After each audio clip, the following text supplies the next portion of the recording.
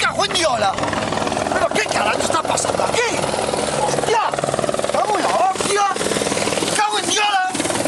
¡Para la máquina! ¡Para la máquina! Abandone los zonas inmediatamente y diríjase al cuarto. Aquí recibirán instrucciones. Abandonen los zonas y diríjanse al cuarto. ¿Qué carajo pasa aquí? Non sei, deixa un pouquinho que Esto no este... es normal. ¿Qué? ¿Cómo os habéis quedado? Pues es un bulo. Esto aparece en YouTube el 2012, con el nombre, 23 de septiembre de 2009, el ovni gallego. Sin embargo, al final acabó como un bulo que dio la vuelta al mundo nombrado como pilotos de Estados Unidos persiguiendo a un ovni en Canadá para derribarlo. Esto es ¿qué habla? Es más,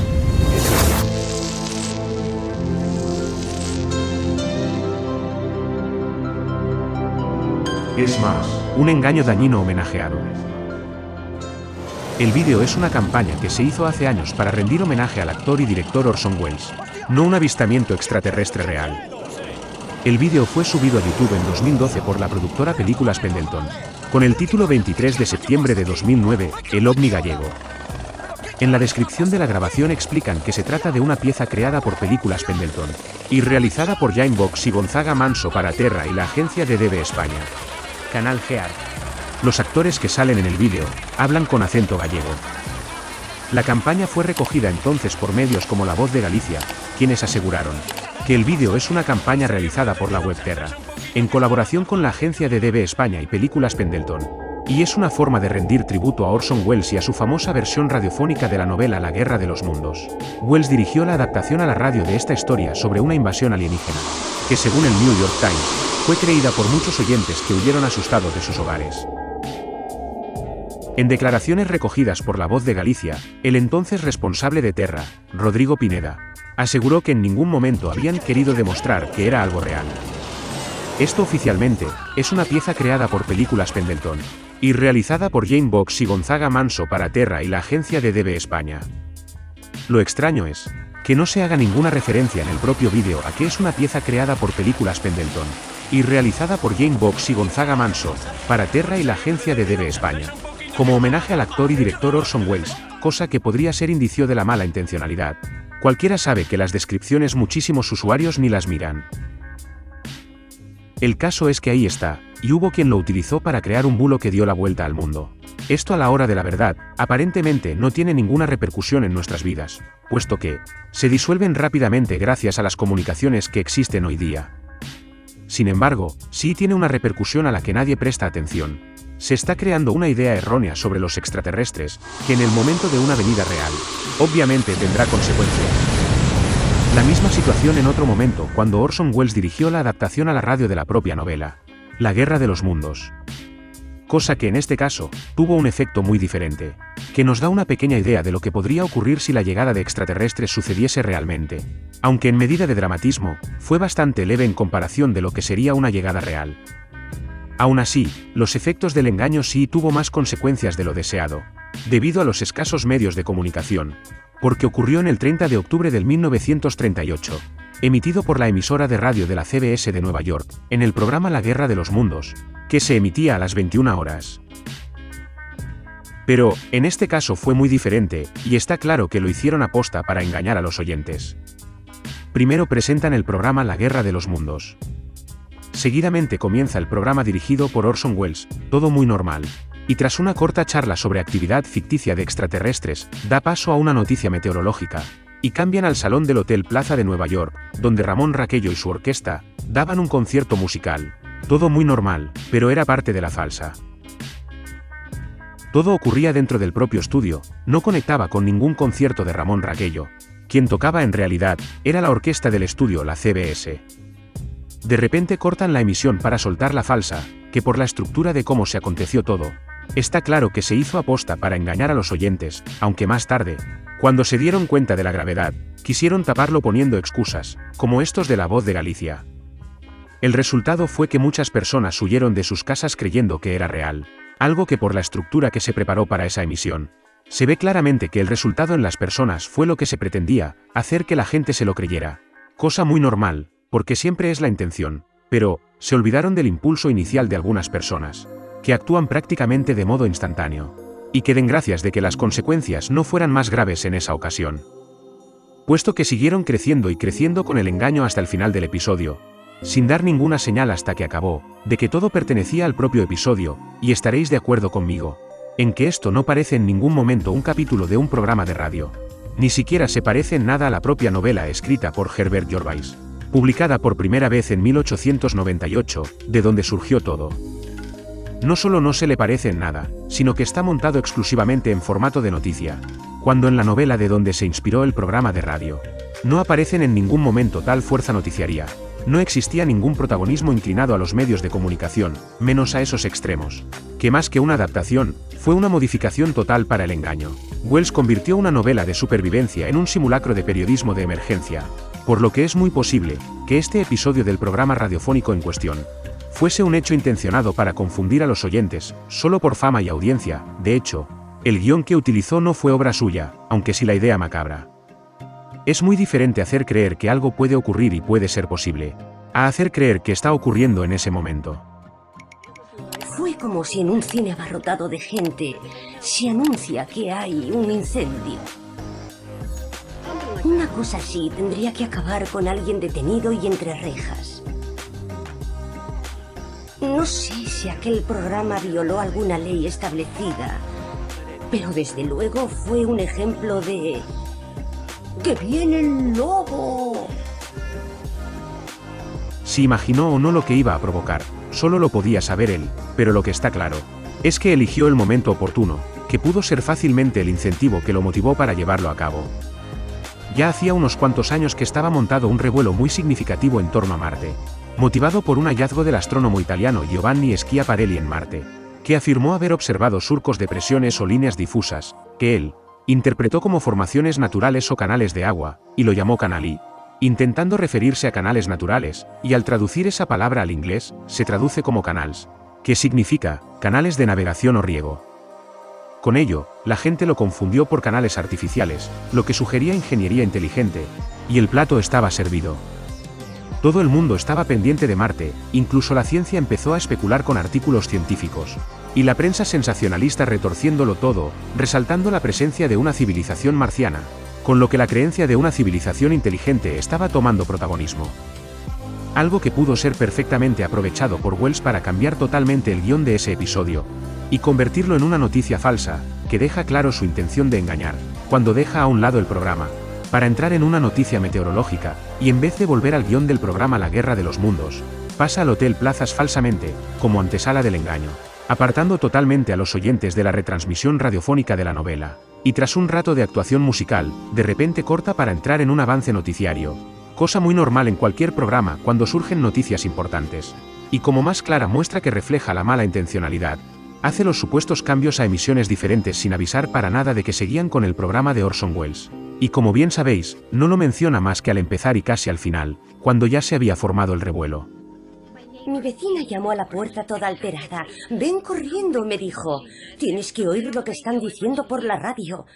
«¿Qué pasa?», le pregunté. Empezaba a picarme la curiosidad. «Marcianos», me respondió. Esa fue su respuesta. «Marcianos», dijo. Yo seguía sin creérmelo, pero por poco tiempo. ¿No ha demostrado la ciencia que hay vida en Marte? Pues Nueva Jersey. ¿Incomunicadas? ¿Las máscaras antigas son inútiles?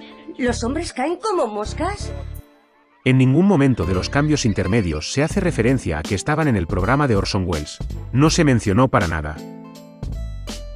Con esa transformación en una malintencionada noticia falsa, después de tantas noticias que estaban sonando en los últimos años sobre la vida en Marte, incluso de la mano de científicos y astrónomos, que por supuesto, cualquiera de aquella época podía estar propenso a caer en el engaño. Entonces, ¿usted no se creyó la farsa? No. Los que se dejaron engañar por una representación deberían en una sociedad ideal ser esterilizados y privados de sus derechos. Idiotas. A uno le hace dudar de su fe en la democracia el pensar que semejante pánico pueda afectar a los que tienen que votar. No es para que un académico y profesor, destacado y asociado con la Universidad de Notre Dame en Indiana, saliera diciendo que la ciudadanía era idiota. cuando realmente sus rasgos corporales reflejan claramente que estaba mintiendo cuando dice que no se lo creyó. Por tanto, él se lo creyó tanto como cualquiera. En cuanto a Orson Welles, también mintió y manipuló, cuando dijo que era una historia familiar para los niños por medio de cómic, con lo que le quitaba hierro a lo que realmente había hecho, y ponía a la gente en un compromiso a la hora de reconocer que se lo habían creído, simplemente situándolo como un cuento para niños, de modo que si alguien reconocía que se lo creyó, significaba rebajarse a menor nivel que los niños. Por supuesto, no mencionó los cambios que él le hizo a ese episodio para convertirlo en una noticia falsa. Lo que sí hizo fue señalar a sus oyentes como culpables y tratarlos por ingenuos como mínimo. Todo pura manipulación psicológica para quedar impune y tener la menor repercusión posible de la ciudadanía. Orson Welles contó con la colaboración del famoso guionista de la época Howard Koch, al cual encargó que dramatizara la novela en forma de noticia real como si estuviese ocurriendo en ese momento. Traducción al castellano de la retransmisión. No olvidéis compartir, suscribirse si no lo estáis, dar me gusta si os ha gustado, y no te pierdas nada. Canal Gearg. Suscríbete. La Columbia Broadcasting y sus emisoras asociadas presentan a Orson Welles y el Teatro Mercurio del Aire, en La Guerra de los Mundos. De Herbert George Wells.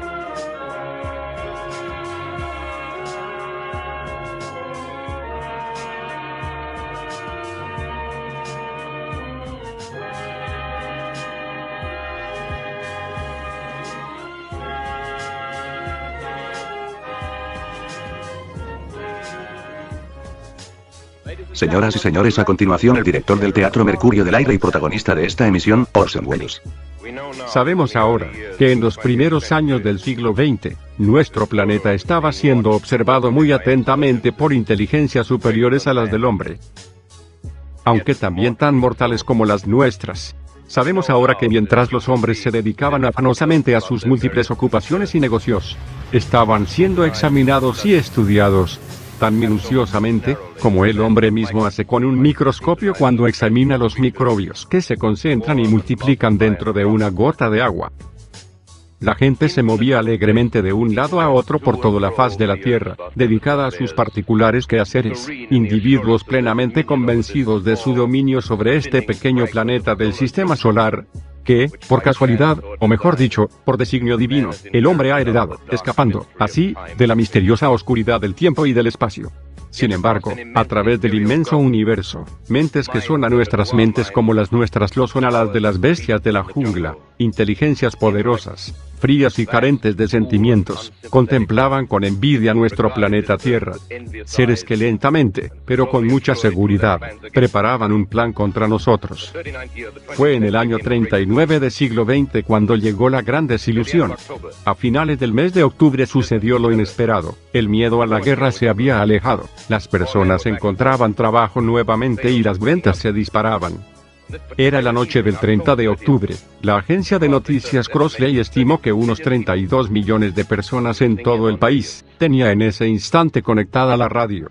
Durante las restantes Comienza el engaño. horas, sin cambios apreciables en la temperatura, Añade un corte nuevo, una sin ligera un simple perturbación aviso. atmosférica de origen indeterminado sobre Nueva Escuchando el Escocia, informe una meteorológico. baja presión penetre rápidamente hacia los estados del noroeste acompañada con posibles lluvias y vientos huracanados. Temperatura máxima, 16 grados. Mínima de 8 grados. Esta predicción ha sido facilitada por el Departamento Central de Meteorología. Estimados oyentes, nos trasladamos, ahora, al salón del Hotel Meridian Plaza, en mismo centro de Nueva York, para que puedan escuchar ustedes la música que esta noche va a interpretar Ramón Raquello y su orquesta.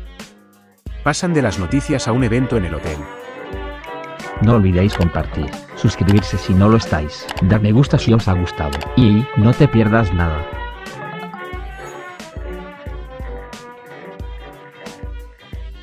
Buenas noches, damas y caballeros. Desde el salón del Hotel Meridian Plaza, les invitamos a disfrutar de la música de Ramón Raquello y su orquesta. Con un toque de sentimiento español, Ramón Raquello interpreta La Comparsita. Ya nadie se acuerda del programa La Guerra de los Mundos. Ha quedado totalmente fuera de escena.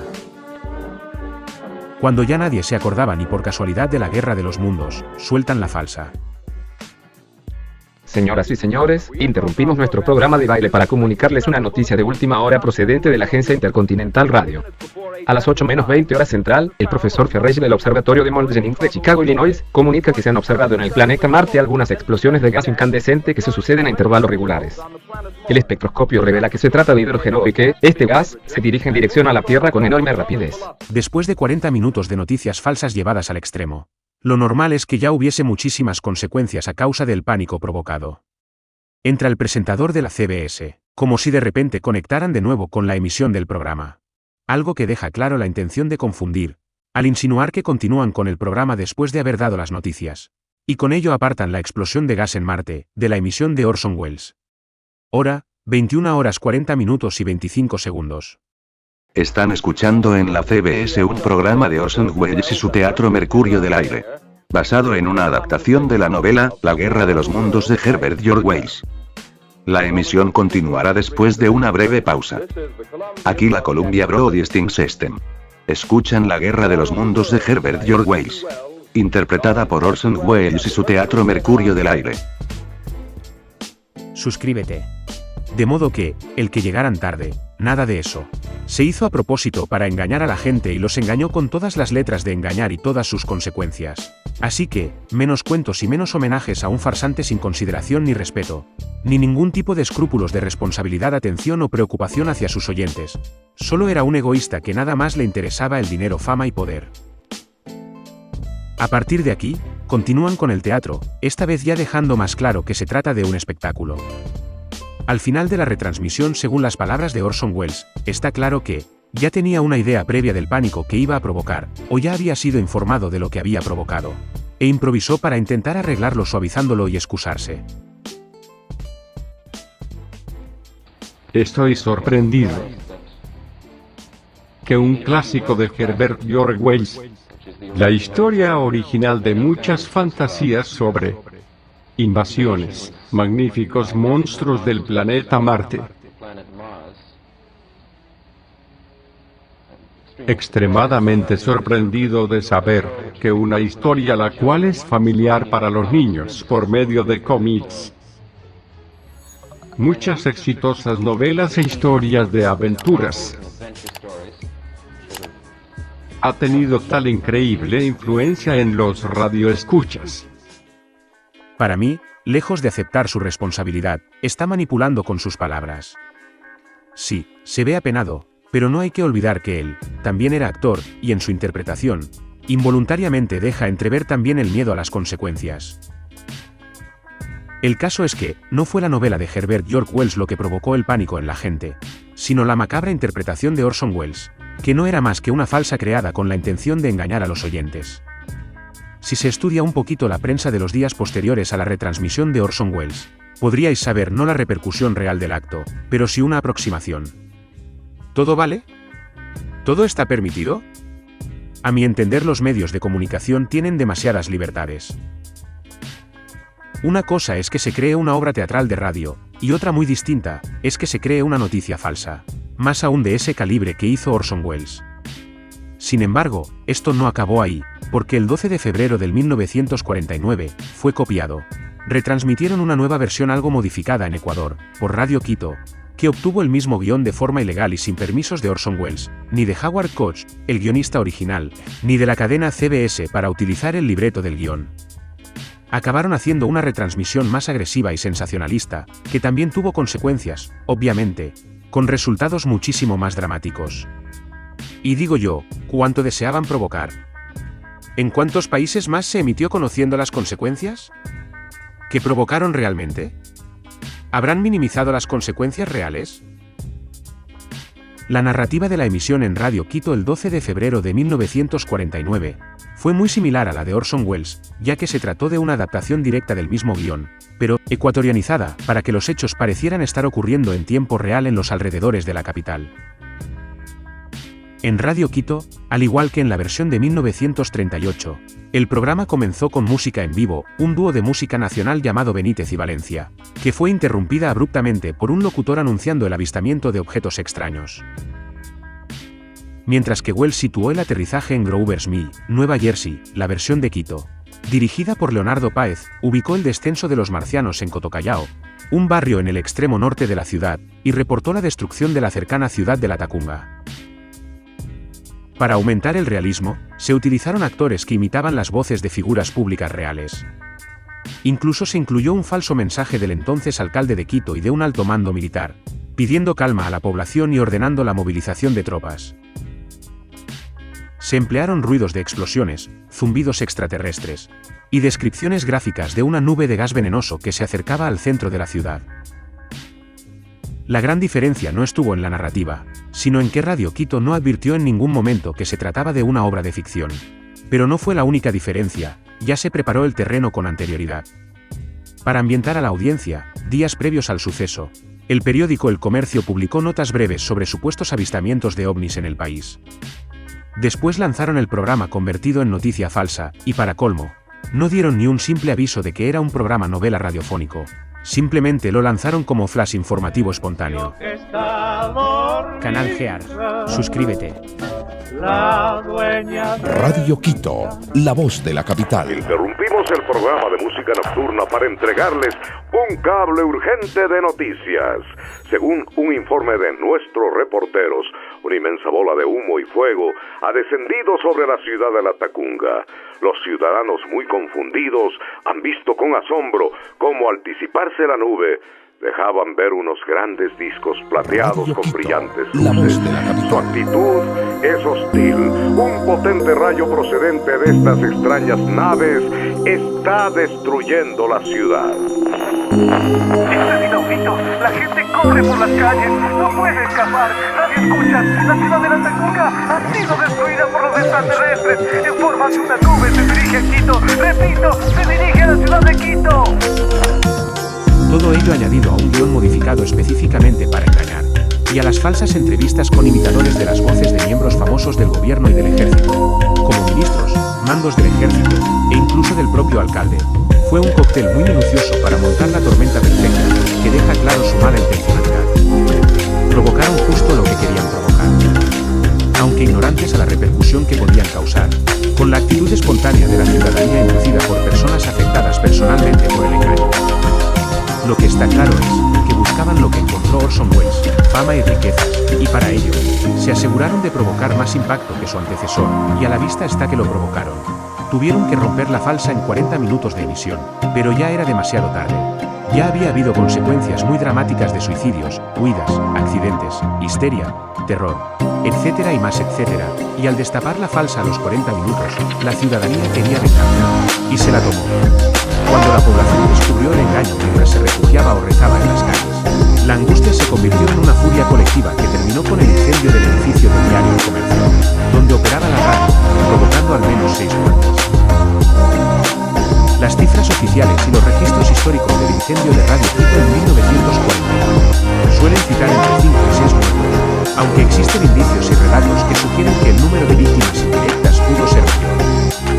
La mayoría de las fuentes coinciden en que los fallecidos fueron personas que quedaron atrapadas en el edificio del diario El Comercio, donde funcionaba la radio, tras ser rodeado e incendiado por la multitud, que según parece, los fallecidos fueron Amapola García, novia de Leonardo Páez, director de la obra; René Páez, sobrino de Leonardo Páez; Carmela Salazar, esposa del administrador del bar del edificio, más 2 músicos, miembros del elenco o trabajadores del diario.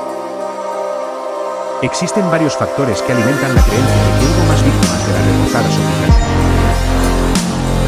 Diversas crónicas de la época mencionan casos de personas que se quitaron la vida ante la inminencia de la invasión marciana y el uso de gas venenoso, antes siquiera de que comenzara el incendio. Hubo una gran cantidad de contusos y heridos durante los disturbios y el incendio. Algunos autores sugieren que la cifra total de fallecidos, sumando a quienes murieron posteriormente con sus heridas, podría superar la decena. Se registraron reportes de personas mayores que fallecieron por paros cardíacos debido al impacto emocional de la noticia falsa. La cifra oficial, según las autoridades, fue 5 fallecidos, claro está, contando únicamente a los que murieron en el incendio, pero al parecer, entre el incendio y los disturbios pudo llegar a la decena. Y si a eso se le añade la información extraoficial de diversas fuentes, esto podría llegar fácilmente a la veintena, e incluso superarla, según apunta varias fuentes que anduvieron investigando el suceso. El caos fue tal que la policía tardó en intervenir, porque inicialmente creyeron que los reportes de disturbios eran parte de la misma broma radial. Esto impidió un control temprano de la turba y dificultó el rescate de quienes estaban en el edificio. Leonardo Páez fue absuelto de todos los cargos penales, se fue de rositas, y tras el revuelo que provocó se trasladó a Venezuela, donde continuó su carrera en radio y televisión. Y aquí no ha pasado nada. Años más tarde, en el 1982, publicó su novela, Los que siembran el viento, donde relató su versión de los hechos e incluyó el libreto original de la emisión en un intento de redención histórica. O sea, que maquilló la historia a su favor, y para colmo, intentó fallidamente lucrarse de lo sucedido vendiendo libros. Su postura oficial, tanto en el juicio como en sus escritos, se centró más en la justificación profesional y la redención personal. Ni mostró arrepentimiento ni pidió perdón a los familiares de las víctimas, y permaneció huido en Venezuela hasta su muerte, ocurrida el 14 de marzo de 1991 en la ciudad de Mérida. En todo esto, hubo una diferencia muy significativa entre la emisión del 1938 de la cadena CBS y la emisión en 1949 de Radio Quito, que aunque parezca insignificante, podría haber marcado fácilmente la diferencia. En el 1938 prácticamente no existía el tema ovni, sin embargo, en el 1949, hacía poco que se inició el boom del tema ovni, tras el avistamiento de Kenneth Arnold el 24 de junio de 1947, y el caso Roswell en julio también del 1947, que dio la vuelta al mundo, prosiguiendo los avistamientos ininterrumpidamente siguiendo incluso hoy día, que se ha vuelto a reiniciar el boom del tema. Aún así, ese mismo relato en esta época hubiese sido una tontería, porque por el poco conocimiento científico nadie se hubiese tragado la falsa, que aunque en la película por razones técnicas, el meteorito nave mide 3 o 4 metros, en la novela y el programa de radio, hablan de más de 30 metros, lo cual hubiese provocado destrozos en varios kilómetros a la redonda, y muchísimas consecuencias en gran parte del planeta durante semanas. En la época de la película La Guerra de los Mundos, que fue en el 1957, tiene un tanto de lo mismo. Creían que Júpiter era un planeta rocoso, similar a Venus, y claro, no voy a dejar pasar un dato que domina nuestra ciencia actual. Era la misma época de donde surgieron las más influyentes teorías de física moderna, que hoy predominan en la mayoría de las ecuaciones científicas, la relatividad de Einstein, el Big Bang del cura, la expansión de Hubble, etc., y más etcétera. Todo de la primera mitad del siglo XX. Una época de ignorancia, limitaciones y escasez de conocimiento, con demasiada influencia en nuestros científicos de hoy, porque es lo que se educa.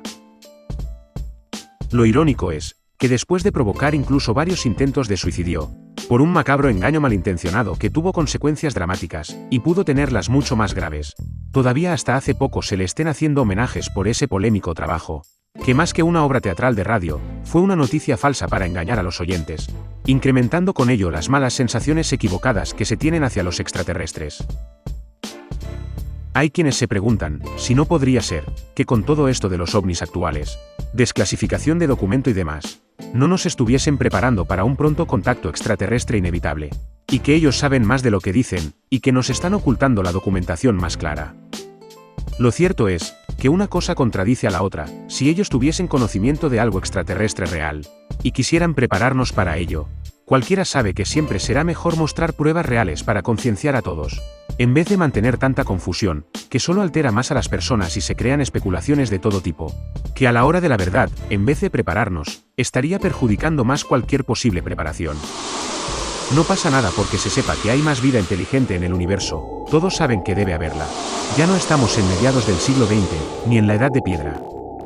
Está claro, que no tienen nada ni nos están preparando para nada, solo tapan sus propias fechorías. Si a toda esta confusión, le añades la tendencia de las personas a imaginar situaciones dejándose llevar por la literatura, cine, juegos y demás obras ficticias que se suelen hacer sobre el tema, y para colmo los científicos. Más aún, un listillo como Stephen Hawking hablando maravillas tipo Alien, que se creía experto en extraterrestres, como muchos otros, inclusive ufólogos que, en verdad no saben nada. Ya te puedes hacer una idea de la realidad de una llegada clara y real, en la que se vea venir desde años luz, enormes tabernáculos con una luz extremadamente brillante dirigiéndose hacia nosotros sin saber nada de sus intenciones. Nadie podría evitar que las personas entraran en pánico y ocurrieran incalculables suicidios individuales y colectivos. Todo esto lo sabe Dios, por eso, antes de marcharse nos dejó a quienes nos anunciará su llegada. Nos informarán de quiénes son los que se estarán viendo venir en ese mismo momento, cosa que ya de por sí, el tabernáculo encargado de la anunciación, ya será aterrador para los de aquí, a menos que se sepa quiénes son, antes de que llegue el momento. Ahora pensad, si está justificado o no, este versículo que nos apunta como causa a nosotros mismos, por estar incrementando el tiempo de espera con nuestro comportamiento. 2 de Pedro 3, 9. No retrasa el Señor la promesa, como algunos creen, es que pacientemente os aguarda, no queriendo que nadie perezca, sino que todos vengan a penitencia. De modo que si no os dejáis de confundir a las personas, y entendéis la realidad de todo esto, comprendiendo quiénes son, como preparación para su regreso, habrá consecuencias indeseadas cuando llegue el momento, que llegará. Y en cuanto a Orson Welles, muy gracioso el chavalín, y encima de cabeza la fama. Vale, asustadizos, os dejo ya, pero, quedarse por aquí si queréis ver más. Gracias a todos los que ya os habéis suscrito, por estar ahí, y por vuestro apoyo. No olvidéis compartir, suscribirse si no lo estáis, dar me gusta si os ha gustado, y no te pierdas nada. Canal Gear, suscríbete. Dejar de engañar a todos, si no queréis vérselas conmigo y que mi revelación os ponga al descubierto. Ya sabéis. Es más. No me perdáis de vista. Hasta el próximo. Es más.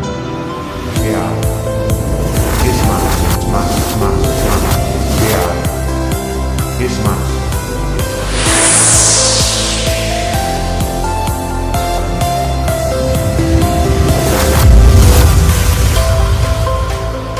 Solo queda una más.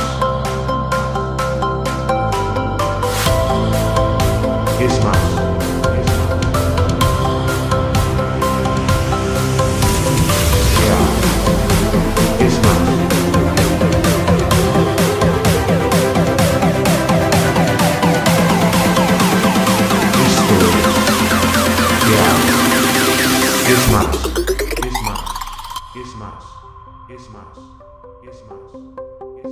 Solo queda una más.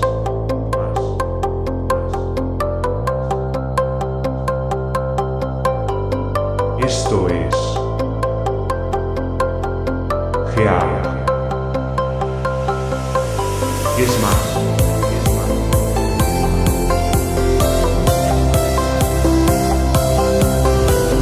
Gear. Es más. Es más. Es más. Gear.